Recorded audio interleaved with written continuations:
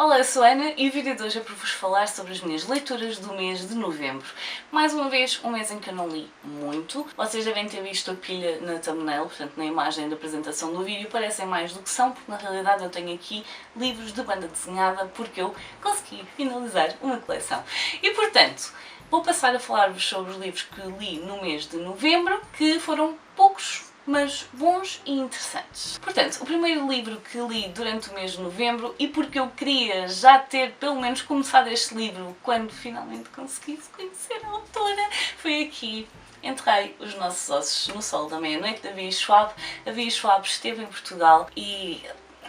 eu nem sei o que dizer, foi muito bom poder ouvi-la. É uma pessoa que eu já acompanho há vários anos, eu recebo a newsletter dela e é sempre extremamente interessante ler a newsletter dela porque ela fala não só de alguns pedacinhos da vida dela, mas também da forma como escreve livros, vai partilhando coisas relativamente àquilo que faz, que explora, a forma dela de trabalhar e portanto estava muito curiosa para a conhecer ao vivo e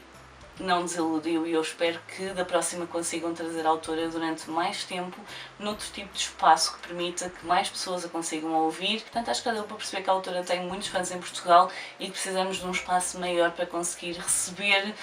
condignamente. Portanto, em relação aqui ao Enterrei os Nossos Ossos no Sol da Meia-Noite, é um livro de uma sequência de livros que a autora prevê escrever, em que a fantasia não é a temática principal da história, é sim trazer um pouco de fantasia para o mundo real. E portanto, aqui nós estamos a acompanhar três mulheres diferentes, de épocas diferentes, 1532, 1827 e depois 2019.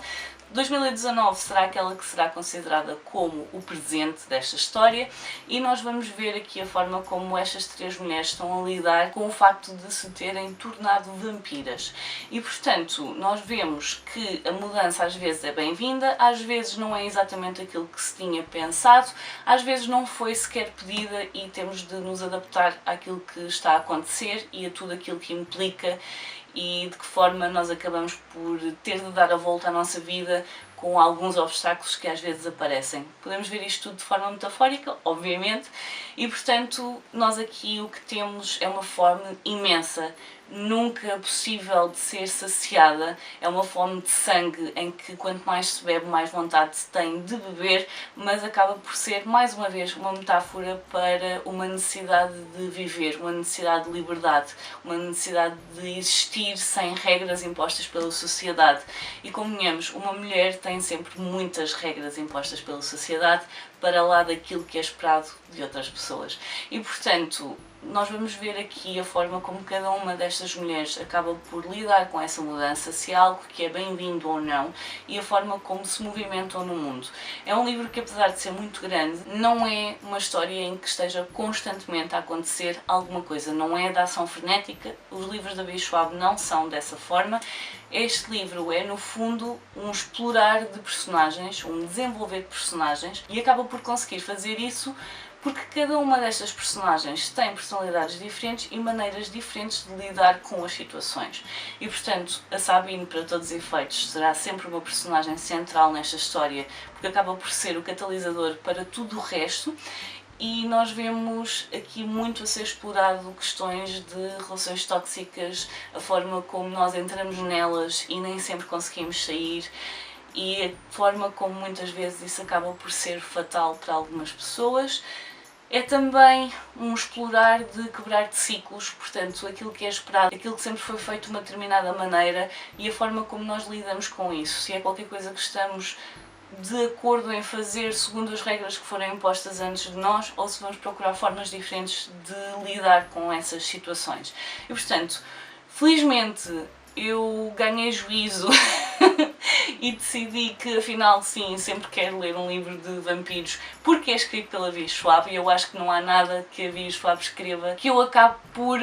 conseguir não ler porque não gosto da temática. Não, é Vi Schwab. Portanto, mesmo uma coisa que já esteja cansada, que já esteja muito saturada no mercado, a Vi Schwab vai sempre dar uma roupagem diferente e a verdade é que ela aqui explora muito do que é folclore relacionado com vampiros, alguns que ela mantém como sendo algo que para estes vampiros existe mesmo, e alguns que ela decide que afinal era só mito e, portanto, estes vampiros vão estar aqui a tentar descobrir o que é real, o que não é. Principalmente a personagem que está no presente, até porque é uma coisa que é muito falada e, portanto, ela está a testar um bocadinho as águas e a perceber o que é mito e o que não é. A que é que ela tem de se adaptar efetivamente. E também é a personagem que está no presente, que acaba por trazer aqui alguns toques de humor, porque é do género, não acredito que isto me está a acontecer. E a forma como ela vai lidando com isto é um bocadinho raivosa e com razão, mas ao mesmo tempo acaba por trazer aqui um bocadinho de leveza à história, porque efetivamente tem algum humor misturado nesta personagem em específico. Portanto, um livro que eu gostei muito de ler. Se vocês não leram ainda, aconselho, principalmente a pessoas que gostem de estudos de personagem, porque lá está, é um livro grande e esse é o foco da história, perceber como é que estas mulheres se foram adaptando às mudanças, não só de época, mas também daquilo que era esperado delas. O próximo livro do qual vos vou falar não tem comigo, é Aquilo em que Preferia Não Pensar, de Gente Póstuma. Tem muita piada o nome da autora relativamente ao livro, principalmente por causa da temática. Porque Gente Póstuma é só piada que o livro seja sobre luto. E portanto, nós temos aqui uma personagem feminina que nos está a levar ao longo de várias memórias. Ela perdeu o irmão, que é irmão gêmeo, e vamos acabar por explorar aqui a relação que eles tinham e aquilo que ela se vai lembrando sobre o irmão, portanto aquilo em que ela preferia não pensar é na morte dele. E o livro acaba por funcionar com microtextos, que é uma coisa que eu não sou particularmente fã, já percebi que não gosto de fluxo de consciência, mas coisas muito curtas também não é bem a minha praia. E portanto um livro que acabou por me levar um bocadinho a entrar, principalmente quando me apercebi que a autora tinha aqui personagens com um fascínio gigante pelos Estados Unidos da América, e isto, sinceramente vindo de personagens holandesas, acabou por me funcionar aqui um bocadinho como pôr água na fervura, e portanto o entusiasmo que eu tinha relativamente à temática do livro, pensei, porquê? Havia necessidade disto? E na realidade eu acho que não, porque pensem bem na história e naquilo que os Estados Unidos trazem para a história, este fascínio todo que a personagem tem, principalmente a personagem que está a narrar o livro, ser os Estados Unidos ou outro país qualquer não ia fazer aqui uma grande diferença. No entanto, o livro acaba por ter um ponto de viragem, chega a uma altura da vida destas personagens em que cada um acaba por ir para sítios diferentes e portanto a nossa personagem principal vai passar algum tempo nos Estados Unidos e o irmão vai passar algum tempo no Brasil, e quando eles voltam para a Holanda acaba por ser o ponto de viragem para mim. É uma altura em que a relação deles acaba por estar muito mais explorada e nós vamos acabar por perceber que, apesar de serem irmãos gêmeos, têm personalidades muito diferentes, e se nós temos na narradora alguém que não quer mudar, gosta muito que as coisas permaneçam o mais estanques possível, o irmão é alguém que precisava dessa mudança, alguém que a procurava. E portanto isso acaba por criar aqui duas personalidades muito diferentes e que acabam por vezes por chocar, porque ela quer muito estar sempre ao pé dele, quer muito que as coisas mantenham iguais, que permaneçam iguais, e ele está constantemente a tentar afastá-la, não só para a obrigar a viver a própria vida, mas também porque ele tem necessidade dessa mudança. Acaba por ser um livro que fala muito sobre traumas familiares, sobre o facto de os pais não estarem muito presentes e de que forma isso acaba por condicionar a forma como eles crescem e se desenvolvem e desenvolvem as próprias personalidades, e acaba por levantar aqui também muitas questões relacionadas com problemas de comunicação. E muitas vezes o facto de nós comunicarmos de forma diferente não significa que sejam más formas de comunicar, não significa que sejam más formas de amar alguém e de cuidar e de termos interesse e respeito e carinho por aquela pessoa. Significa que às vezes a forma como nós demonstramos não é necessariamente a forma como a outra pessoa sabe lidar com essas demonstrações. E isso acaba por criar aqui muitas questões de problemas de comunicação. E acabamos por ter aqui duas personagens que estão a tentar fazer o melhor com as cartas que a vida lhes deu, e acaba por ser muito interessante ver aqui a forma como é explorado, porque nós depois percebemos como é que o irmão morreu e no fundo é quase como se não estivéssemos à espera que fosse aquele desfecho, mas ao mesmo tempo havia sinais, mais do que sinais, tinha sido falado, e fala-se muito sobre lidar com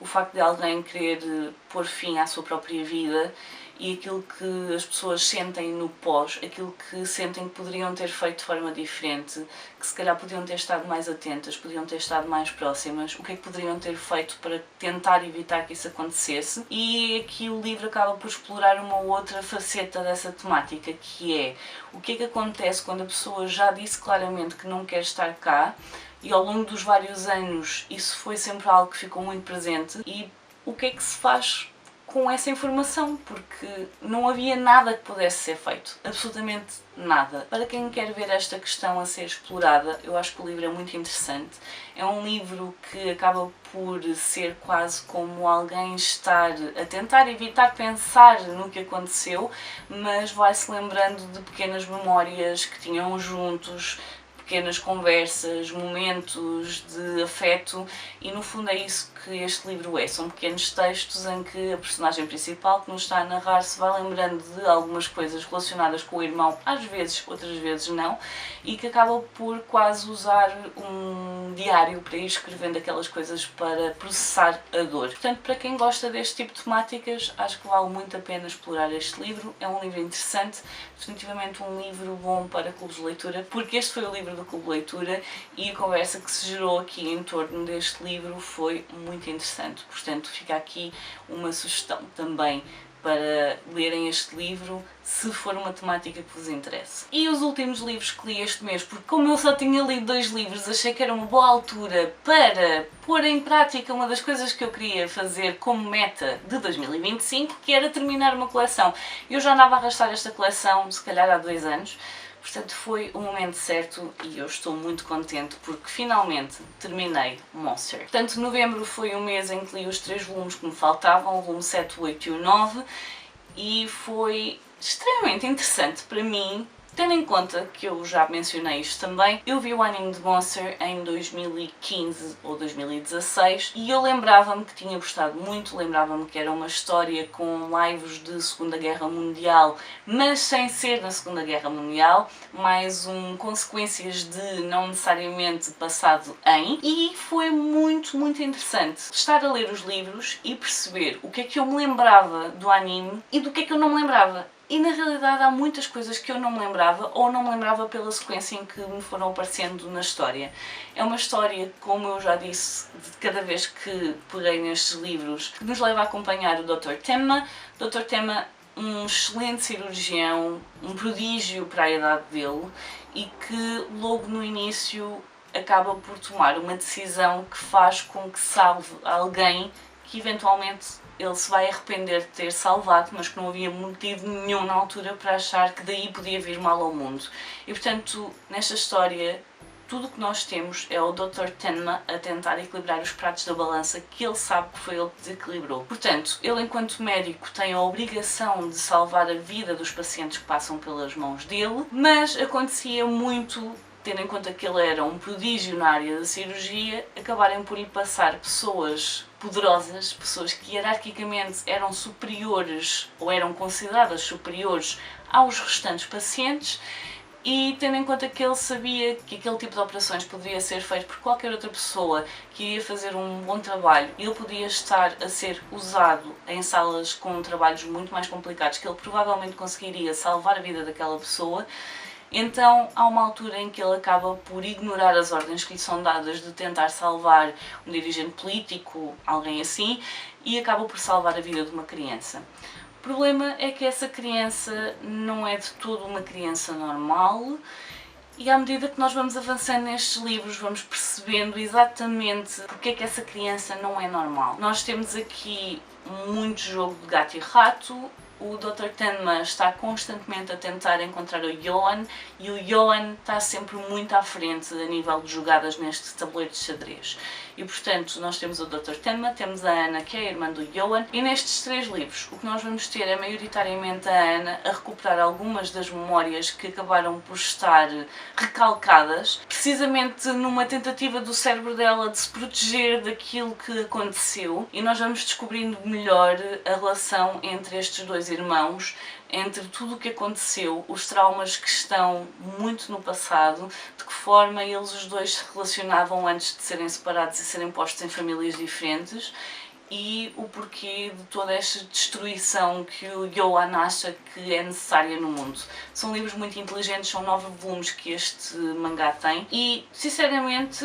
eu acho que vamos no volume 6 em português, portanto já estamos muito próximos de ter a coleção toda publicada em Portugal. Eu estive a ler em inglês até porque comprei os livros bem antes de saber que iam efetivamente ser publicados em português. Uma história que eu aconselho imenso, vale muito a pena pelas personagens, pela forma como se relacionam, por desconstruir alguns preconceitos relativamente a algumas personagens, porque muitas delas não são aquilo que nós pensamos e não são aquilo que elas nos fazem crer e, portanto, gostei imenso. Estou muito contente de ter finalizado esta coleção e acabei os livros a achar, não, a ter certeza, eu vou ter de rever o anime. Eu, depois de terminar tudo, eu quero muito voltar a ver este anime porque é brilhante. Portanto,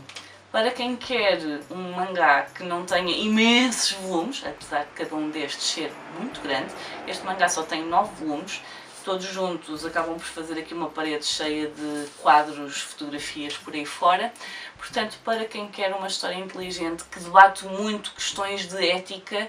e que acaba por nos levar quase aqui a um fim do mundo como o conhecemos, então Monster vale muito a pena. Portanto, estes são os livros que eu li durante o mês de novembro. Falta aqui o Aquilo em que Preferia Não Pensar, de Gente Póstuma. Livros que me fizeram pensar, livros que me fizeram refletir, livros que me levaram a conhecer personagens extraordinárias, nem sempre pelo lado positivo e, portanto, livros que definitivamente podem não ter sido imensos, mas encheram-me as medidas, gostei imenso de os ler, são histórias que vão ficar comigo para sempre, garantidamente. As histórias da Bia Schwab não é a primeira vez que eu termino um livro e fico quase a olhar para o além a pensar, oh meu Deus, aquilo que eu acabei de ler, e que só à medida que os dias vão passando é que efetivamente a história encaixa nos lugares todos que é suposto. Eu lembro-me de ter terminado A Vida Invisível de Ada LaRue e ficar a olhar para o teto a pensar o que é que eu acabei de ler.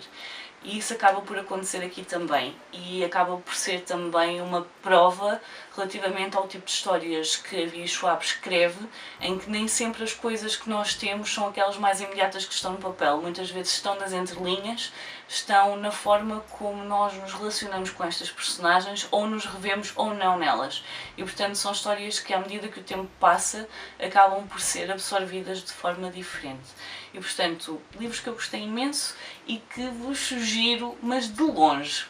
principalmente se gostarem das temáticas. Portanto, digam-me nos comentários se já leram algum destes livros, se há algum que vocês tenham interesse em ler, se há algum que já morem em casa, se têm andado a adiar, mas eu talvez tenha ajudado a decidir se querem ou não ler estes livros, porque às vezes não é bem aquilo que nós estávamos a pensar e aquilo que eu digo pode ajudar a decidir, tanto para sim, quero mesmo muito ler, como, ok, não, definitivamente não é uma história que eu queira conhecer. Portanto, deixem-me isso tudo nos comentários, eu por hoje vou ficar por aqui, adeus e até à próxima. Tchau!